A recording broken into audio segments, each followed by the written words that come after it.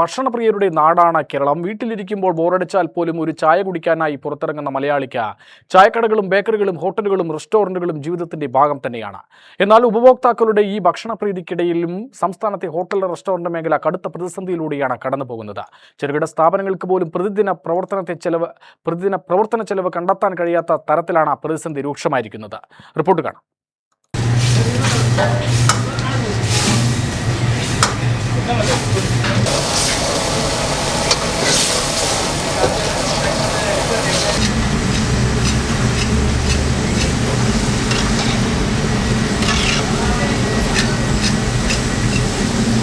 Hotel മേഖലയെ ഒരേ സമയം പല വിധത്തിലുള്ള ചെലവുകളാണ് ബാധിക്കുന്നത്.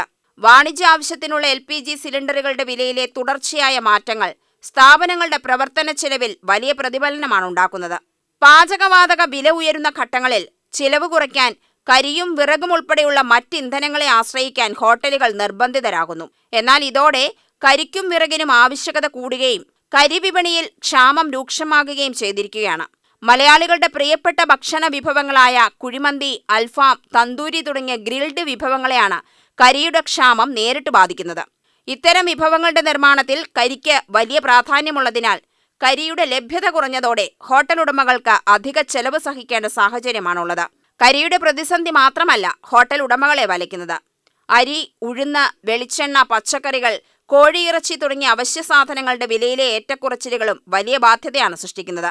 ഇതിനൊപ്പം ഇതര സംസ്ഥാന തൊഴിലാളികളുടെ വേതനത്തിലുണ്ടായ വർധനവും ഹോട്ടലുകളുടെ പ്രവർത്തന ചെലവ് കൂട്ടിയിട്ടുണ്ട്. പാചകക്കാരും മറ്റു ജീവനക്കാരും ഉൾപ്പെടെ ജീവനക്കാരുടെ ശമ്പളം നൽകുന്നതിനൊപ്പം ഭക്ഷ്യവസ്തുക്കളുടെയും ഇന്ധനത്തിന്റെയും വിലവർധന കൂടി താങ്ങേണ്ട അവസ്ഥയിലാണ് ചെറുകിട ഹോട്ടലുകൾ. 10 അതിലധികമോ ജീവനക്കാരുള്ള ഒരു ചെറിയ ഹോട്ടലിന് പോലും പ്രതിദിന ചിലവുകൾ വലിയ ബാധ്യതയായി മാറിയിരിക്കുകയാണ്.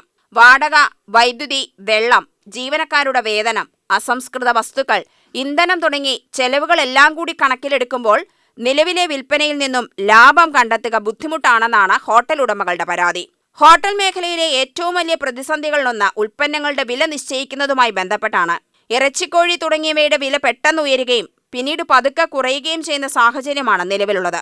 എന്നാൽ അസംസ്കൃത വസ്തുക്കളുടെ വിലയ്ക്കനുസരിച്ച് ദിവസവും ഭക്ഷണ വിഭവങ്ങളുടെ വില മാറ്റാൻ കഴിയില്ലെന്ന് ഹോട്ടൽ ഉടമകൾ പറയുന്നു.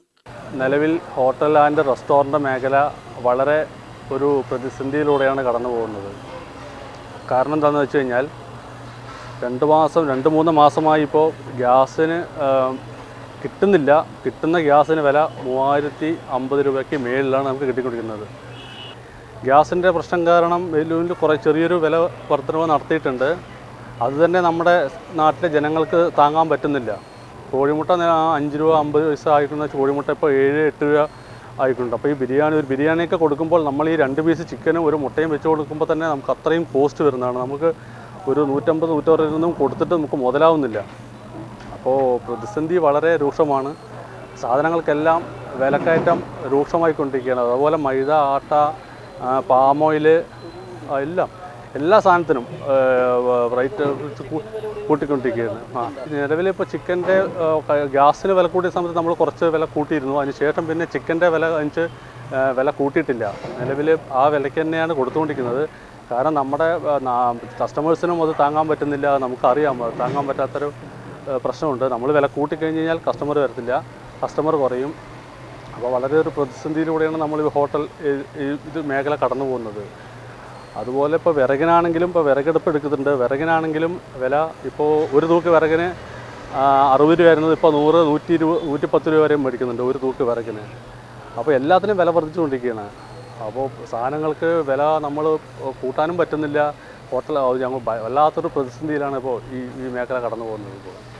വില വർദ്ധിപ്പിച്ചാൽ ഉപഭോക്താക്കൾ കുറയുമെന്ന ആശങ്കയും വില വർദ്ധിപ്പിക്കാതെ മുന്നോട്ട് പോയാൽ നഷ്ടം സഹിക്കേണ്ടി വരുമെന്ന അവസ്ഥയും ഒരേ സമയം നിലനിൽക്കുകയാണ്. എല്ലാ മേഖലകളിലുമുള്ള ചെലവുയർച്ചയാണ് ഹോട്ടൽ മേഖലയെ ഒരേ സമയം പിടിച്ചുകുലുക്കുന്നത്.